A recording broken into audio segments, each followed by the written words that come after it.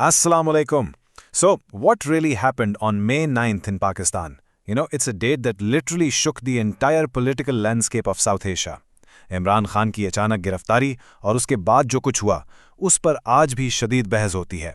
लेकिन शोर शराबा अपनी जगह, आज हम कोशिश करेंगे कि इस नॉइस को थोड़ा कम करें और सिर्फ हकाइक पर बात करें। एग्जैक्टली क्या हुआ था उस दिन? Let's dive in. Just picture this, एक बिल्कुल आम सा दिन। सड़कें आबाद हैं, लोग अपने डेली कामों में बिजी हैं और फिर आउट ऑफ नोवेयर सब कुछ रुक जाता है।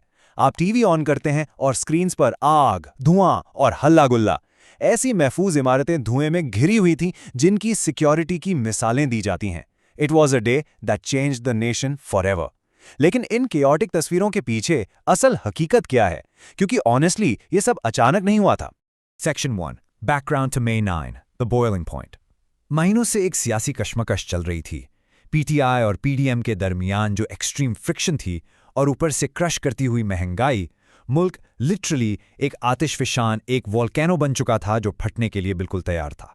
Section 2, the spark and chaos. ये वो एग्जैक्ट लम्हा था जिसने इस उबलते हुए ज्वालामुखी को आग लगा दी और देखते ही देखते everything spiral completely out of control.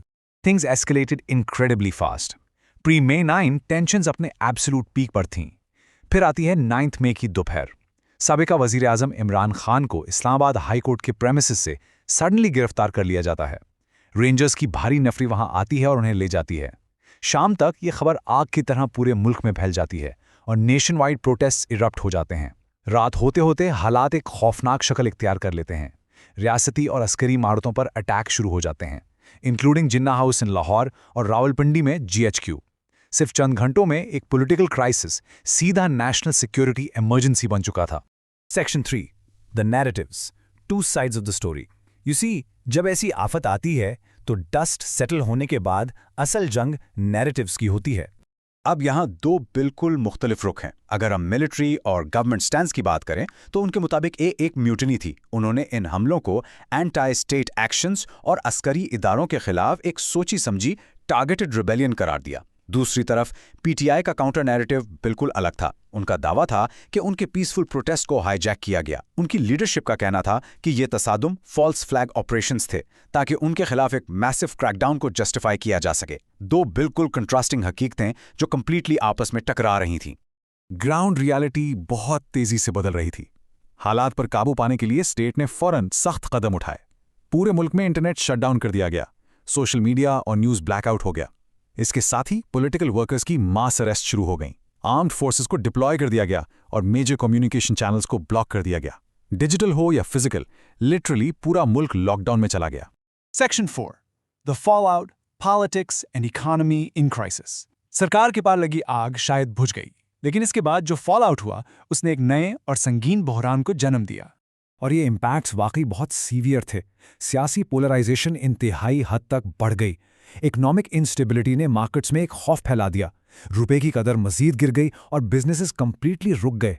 International scrutiny भी बढ़ गई क्योंकि ह्यूमन राइट्स ऑर्गेनाइजेशंस ने मास अरेस्ट और इंटरनेट शटडाउन्स पर बहुत से सवालात उठाए। और इन सब के बीच एक आम शहरी की डेली लाइफ और बिजनेस बुरी तरह डिसरप्ट होकर रह गया।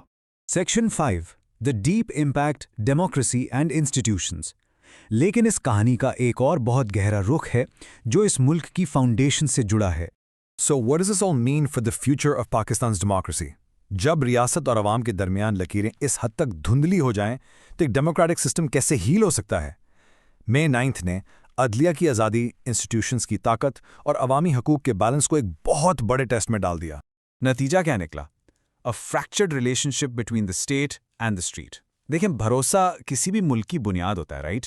और 9 मई को उस भरोसे को शदीद ठेस पहुंचे। रियासत को लगा कि उनके अपने लोग उनकी सलामती के लिए खतरा बन गए हैं, जबकि अवाम के एक बहुत बड़े हिस्से ने रियासती इदारों पर से अपना ट्रस्ट खो दिया। ये बढ़ता हुआ फासला शायद इस दिन की सबसे ज्यादा खतरनाक लेगेसी है। Section 6, a Nations path forward, the unanswered questions. Arrest हो गए, प्रोटेस्ट खत्म हो गए, क्लियर अप हो गया, लेकिन सवालात आज भी वही हैं। May 9, 2023, तारीख का एक ऐसा दिन जिसने कौम में ऐसी अनप्रेसिडेंटेड डिवीजन पैदा की जो शायद पहले कभी नहीं देखी गई। The healing of a nation remains its greatest test. असल सच्चाई की तलाश सिर्फ एक ब्लेम गेम नहीं है, बल्कि ये समझना है कि एक माशरा इस हद तक कैसे डिवाइड हो सकता है, एक कौम इस गहरे शगाफ को कैसे पाट सकती है। ये वो सवाल है जिसका सामना पाकिस्तान को आज भी है। हमारे इस एक्सप्लेनर में शामिल होने का शुक्रिया। कीप आस्किंग क्वेश्चंस और हकीकत तलाश करते रहिए।